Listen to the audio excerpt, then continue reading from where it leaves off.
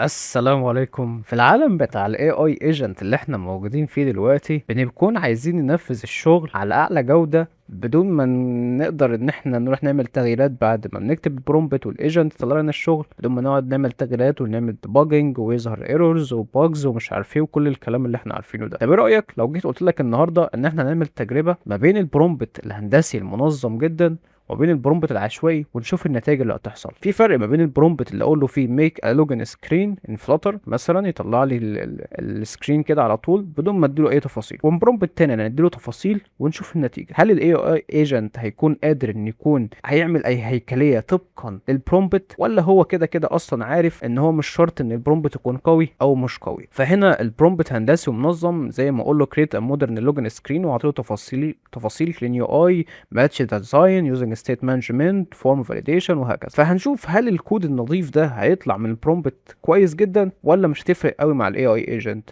بغض النظر عن الفريم ورك اللي انا جاي اكلمك عنها النهارده، ولكن هو الموضوع بيمس البرومبت انجينيرنج بشكل عام. فانا رحت عملت صوره كده على جيميناي وقلت له انا عايز اشوف تاسك، فاعطاني التاسكايه دي وقال لي هتجرب ان احنا نعملها، وعمل لي برومبت قوي جدا وبرومبت المفروض ان هو مش قوي وسيء، المفروض ان الاي اي يشوف هيتعامل ازاي مع النتيجه اللي هيطلعها. فده كان البرومبت، يعني طلع لي الصوره دي.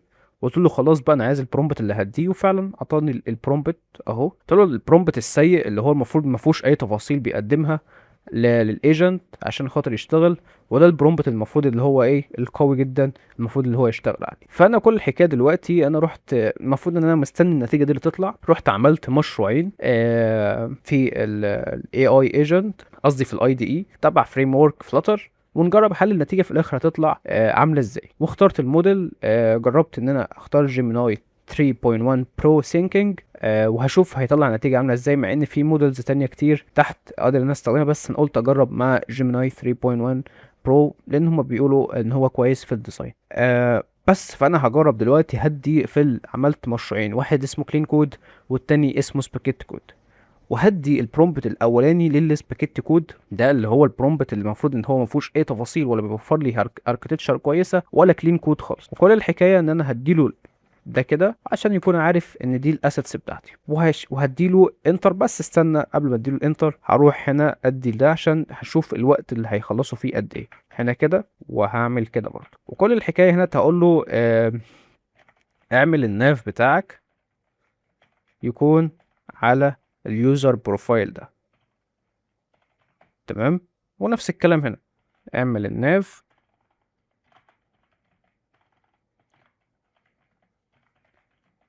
على اليوزر بروفايل.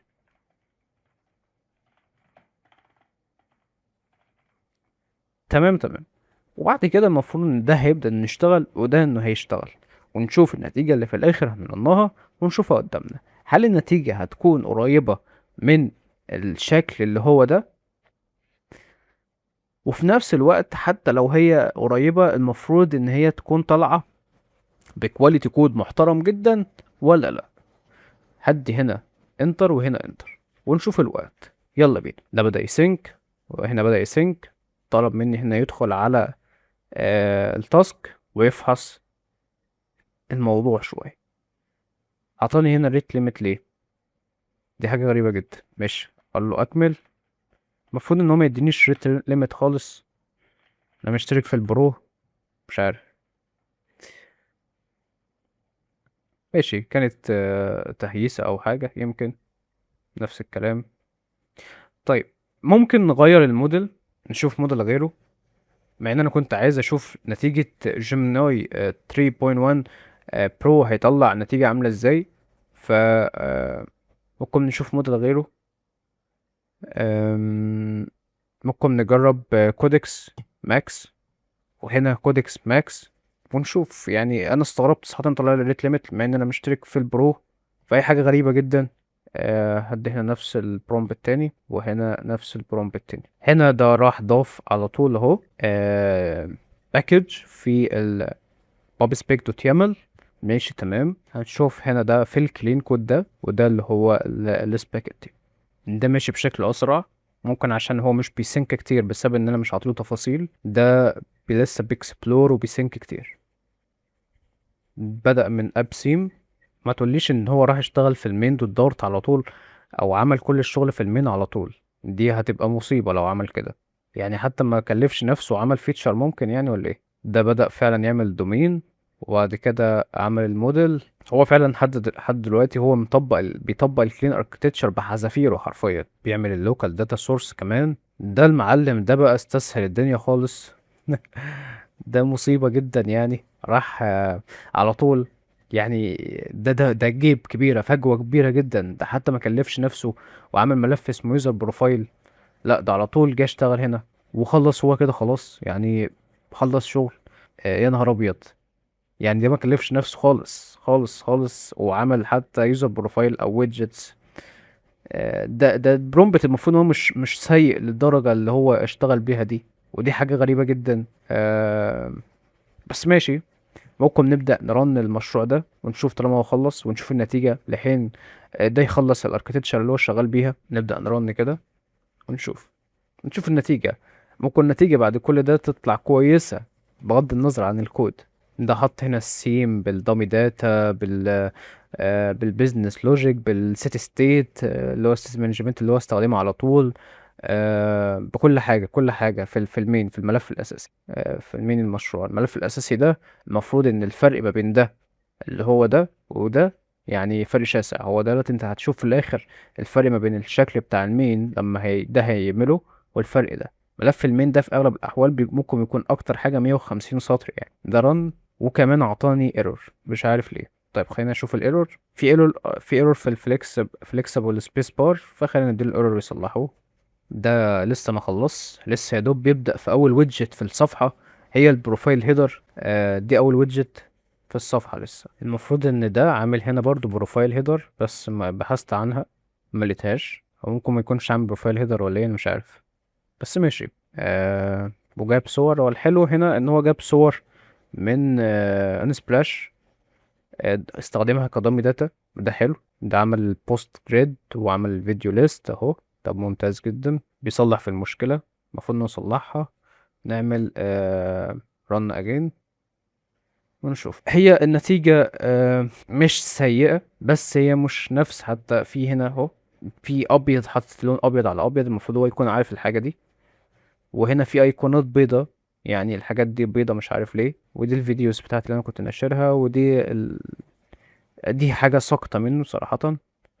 هي نتيجة نوعا ما مش أحسن حاجة، بس يعني مقبولة بالنسبة للبرومبت السيء. هل يا ترى ده هيطلع ايه في الآخر؟ هنشوف. شفت هنا أنا قلت لك أقصى حاجة ممكن يطلعها هو 150 سطر. شايف الفرق ما بين المين النظيف ده والمين ده بقى؟ بس خلينا نعمل كده. لسه ما عملش البروفايل سكرين كل ده اللي ده عملها على طول. خلينا نعمل كده اكسبت. وبعد كده المفروض ان احنا هنرن ده دلوقتي، بس هو يعمل بروفايل سكرين دلوقتي ونشوف. طبعا هنا ده يعني مش عارف إيه النتيجة دي، بس مش يعني نتيجة بالنسبة للبرومبت اوكي.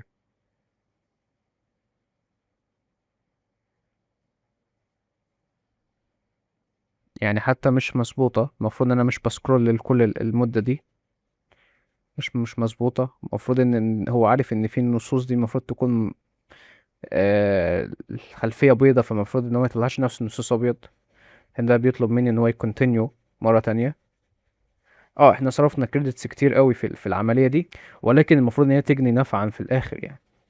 خليني بقى رن المشروع ده. هو كده المفروض خلص.